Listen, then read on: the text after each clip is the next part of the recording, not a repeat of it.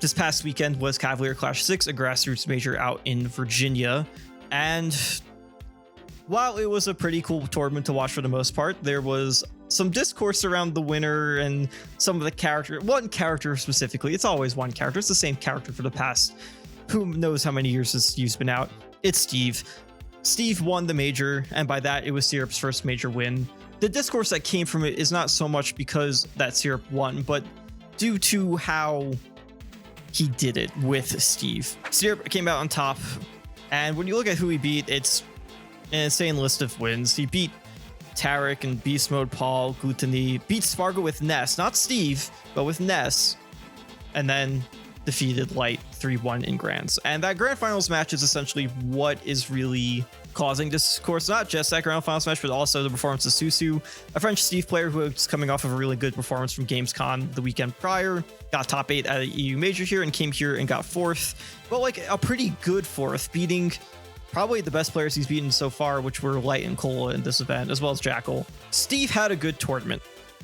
It happens from time to time, but hasn't happened in North America for a while, so obviously now that it's happened, the discourse has been going off. And between that and other Steve players here, like this was, when you look at, a very notable Steve event. Pocket was also here, top 50 Steve player. I don't know if I'm pronouncing his tag correctly, if it's Car or Char, but they were a top 100, top 150 honorable mention on Lumi rank last season. So another good Steve player was here. Bulbar Bob, one of the best in MDVA. Haunter was here. Phantom was here. DJ Don was here. Izuke, I think, was also one of the top Steves in MBVA. So there was a lot of good Steve players here to begin with. Steve making top 8 was pretty much an inevitability. It wasn't something that, like, more than one was pretty likely with the amount that were here. And of course it happened. Why there's a lot of discourse is mainly around Steve's ability to plank. Yeah, this. So yeah, this happening. Trying to challenge Steve while planking, and Steve end up being able to convert because it's a really tough position for any character to really deal with, because Steve has good upward attacks like up tilt, up air, up smash, and because of that, it's a very tough position for really most characters to contest, and it leads to a position of planking, which is pretty much a form of stalling, because why would a character try to contest you when you are in a position that is so highly advantageous that no character can really deal with it? And we've seen this before with like Meta Knight through its Sharking and Bayonetta on the corner with Witch Time and Witch Twist, as well as Bats Within, and Pikachu in 64 with Quick Attack Invincibility.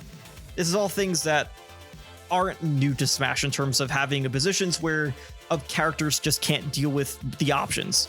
And today we're going to kind of go through what we can do at this point about things like this and the discourse that's been surrounding this. Because essentially we've seen a bunch of tweets, and I don't really have any on me right now, but a bunch of tweets because of Syrup's win, and a bunch of players outcrying about Steve and why didn't we ban this character? He's absolutely broken. At this point, you're not going to be able to ban him. There's no overarching thing that's going to be able to put that together. It's just not possible. It's just not. Today, what we're going to do is I put together a little presentation, and it's called, So, You Want to Ban Steve, But You Can't Ever. Essentially, what we're going to be talking about today is, because we're so far into the meta, there's no way that Steve's ever going to be banned again. What exactly can we do to implement changes that restrict what Steve can do that isn't exactly unfair and kind of brings him better in line with the rest of the cast? So, thank you for coming to my presentation today. Let's get started. Why can't we ban him? Well, first off, the first ban has already failed, and that was back probably when the movement had the most, movement. Why would it work now at this point? You're not going to be able to assemble enough people. It's going to be even more fractured than before in terms of, or I should say, the amount of people who want the event, the character to be banned, the amount of events that would do so would be quite a lot less. And especially considering you're never going to get everyone on board. You're just not. 2, Nintendo has denied license to tournaments that want to run with character bans. Specifically, this is a very new, recently when tournaments where you needed to get licensed by Nintendo to operate when that was the whole thing. There was a few European tournaments that wanted to operate, big ones that had Steve banned in their rule set, and Nintendo said, we're not giving you licensure if you do that. So obviously without the threat of wanting to be taken down. Oh, earlier, I remember also seeing like from some content creator, I can't remember who it was, a tweet about it that was essentially saying, what if just every event said, go fuck yourself, Nintendo, we're just gonna ban him anyway. I think what you don't realize with that kind of mindset is that we don't essentially have the power in this conversation, even if we want to run events that have Steve banned. Unfortunately, at the end of the day, you could just get cease and desist and no one has the money to challenge them in court. And the amount of financial burden a TO goes through to host these events, like I highly doubt most break even for these bigger events to begin with. So to already not even recuperate any cost of loss, especially having to deal with venue cancellation fees or whatever ends up happening, it's just not feasible. You can't really do that without really just screwing yourself over financially, and no TO's in a position to do that. And of course, the last relevant point is Japan doesn't even think, Japan doesn't even think he is the best character in the game, and has the most relevant Steves in terms of results. I don't want to move that. I want to move me. Thank you. I'm going to move myself over real quick. Just so you can see this. This was when we were doing the tier list for Smash Ultimate back when, back for Lumia Rank, and we're getting all the players' opinions. Kaneki decided to congregate all of the results from each region separately and what each region's opinions were if they made their own tier list. And Japan didn't put Steve as 1 or 2, but number 3 behind Sonic and Snake. And I know a lot of, if you saw recent discourse about the whole Smashmate Kazuya's, they find Kazuya to be just as up there in terms of just monarchy of top tier characters. So the best region in the world doesn't think the best character in the game is the best character in the game. And considering that Japan is very much their tier lists tend to be a lot more results based. It's why you see characters like Pikachu not as high as you think, because Shiny Mark's the only one really doing it, and he's not doing it in Japan. Sonic's not exactly a character that does extremely well in Japan. Like Ken and Taike do good, but there's not a bunch of them top 8ing majors or winning events. Snake is obviously through hurt, and you'd think that through that logic that Akula, who's been the dominant number 1 in their region for years, would have the character higher, but no, they don't think that way. And same with Game & Watch. Like, Mia's been dominating the scene more recently, and Game & Watch is not number 1 in the game. So clearly they have a different opinion and probably wouldn't ban what they believe to be the 3rd best character in the game based on their congregated list. So when you congregate all these things together, there's even probably other logistical reasons that I didn't even get to, but there's just no real way to ever get this ban on a global level again. There's just not. There's just too many different opinions about the character, and at this point, it is what it is. So what people should be focusing on is not let's get rid of the character, but what can we do to bring him more in line and not have him have the most degenerate bullshit that he already does? Or how do we keep that in a way that is fair and balanced across the rest of the cast? What can we do about him besides bitch about him, besides seeing millions of players or whatever just talking about him and doing absolutely nothing and just contributing more to the fire of Steve hate?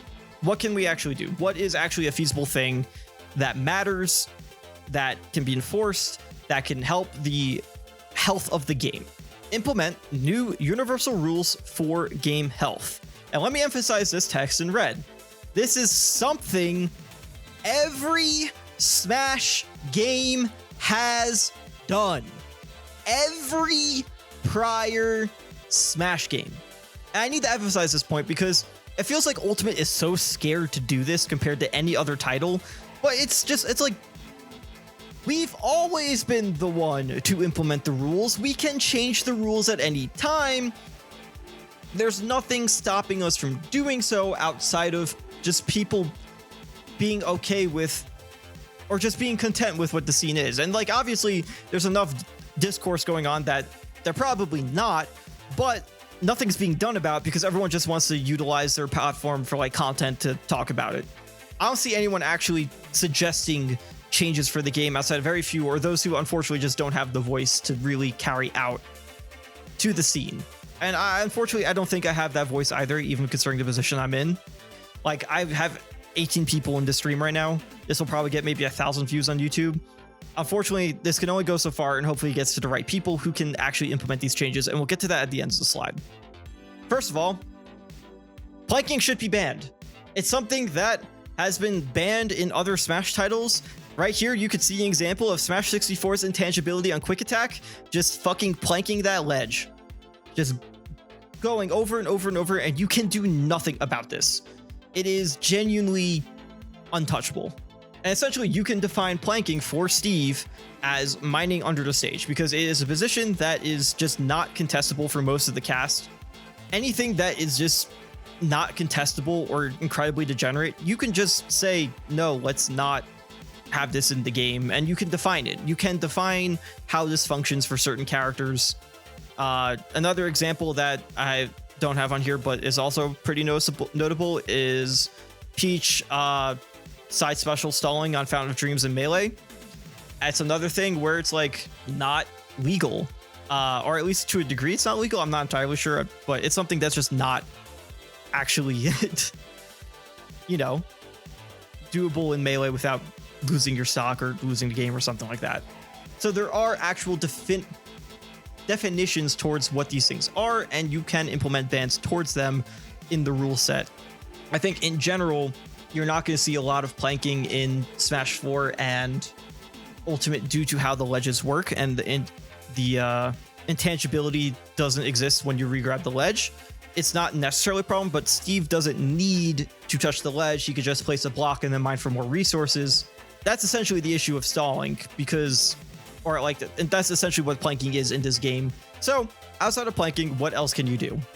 I've seen this suggested a few times, and it's called an aerial special limit. So as mentioned earlier, ledges in Smash 4 and Ultimate don't regain tangibility, so a ledge grab limit is not really useful in this sense, because it's not something you're intentionally usually trying to go for. So what you could do is, the amount of specials that you use in the air, you could put a limit similar to ledge grab limit, and if the player exceeds that amount by the time it is time, then they lose the game. And it is essentially a good compromise of deferring timeouts. We've seen it being very effective in 64, in Melee, and Brawl as well, who I think has a strictest ledge grab limit of any other game. So it's not a type of rule that is unfounded in its effectiveness. It could definitely work, and it could also help with other characters who have been kind of abusing that sort of aerial specials to camp, such as Sonic using spin dash in the air, or Pikachu kind of scrooging under the stage. Theoretically, Zero Suit Samus is also a character who can do this, but doesn't. It's essentially a universal rule that isn't just going to affect Steve, that is going to help the pace of the game. And I think that's something that could help immensely in terms of viewership and this far into the metagame. It's definitely a new kind of rule in that sense, but I do think it's not too far off from what a ledge grab limit is. And it's why I don't think it's that extreme of a rule that you can apply for timeouts. Essentially, those are the two ideas I have. The rule set changes, but it doesn't need to just be these. There's others out there that people could probably think of. I just think there needs to be something that is enforced, and it has to come at some point, or else we're just going to keep going through the trajectory that we're going through of players feeling demotivating by characters that can just stall out time, and there's really nothing you can really do about it, or is just genuinely awful to watch and play. Another thing you could do is change the stage list. Now, this isn't the most popular option. It's not exactly something that a lot of people are going to do this far into the game. And it's understandable. The meta game's evolved around what it is for so long. Introducing new stages is definitely kind of more of an annoyance than anything for a top level competitor, because you have to add in so many new factors into the game that you've spent years learning and crafting. But it is something that is an option. Yoshi's Story is one of them. It was removed a while ago, but it's still pretty actively used in Europe, I'm pretty sure. Is wood mining stage, so that means they get no stone. Plat camming against Steve is effective, as that top platform is much higher than Battlefield or any other platform. The higher plats on the sides also mean that it's tougher for Steve to find combos. And on top of that, Apparently, this is what I've been told. I'm not entirely sure how true that is. It would need a bit of fact check, but it has an atypical block grid. So it's not exactly as easy to place blocks. It's a very stage specific thing that Steve players would have to get used to. Lilac Cruise. An iron mining stage, so that means they have slow mining and they have to use iron for disadvantage. And iron already is like, you need 4 iron to make iron tools. Of course, minecart and anvil are more than 1 iron, I think it's 2. So already if you're having to use iron all the time for disadvantage, you're losing it for your actual utilities to perform as a character. And then slopes can also be weird for block placement, but that's like not the biggest issue in the world compared to any of the others. But then finally, what I've seen recently, I'm not going to totally advocate for this because I just saw it and I thought it'd be interesting to talk about. But someone said Wily Castle as a replacement for Final Destination. Or at least I should say it would have to be replaced Final Destination because they're way too similar in function for both to exist. If there's no platforms on the stage, then no matter what, whatever characters are going to be succeeding on it. So I don't think there's a world where you could have Wily Castle and Final Destination. It needs to be replaced or something like that. But it's another mining iron stage, so another slow mining, you're using iron for disadvantage. But it's also hard to kill vertically. And some of the, not just Steve, but some of the more toxic top tiers in this game really want to kill you vertically and are the best at killing vertically. So having a stage that mitigates that strength is also something that is interesting to talk about.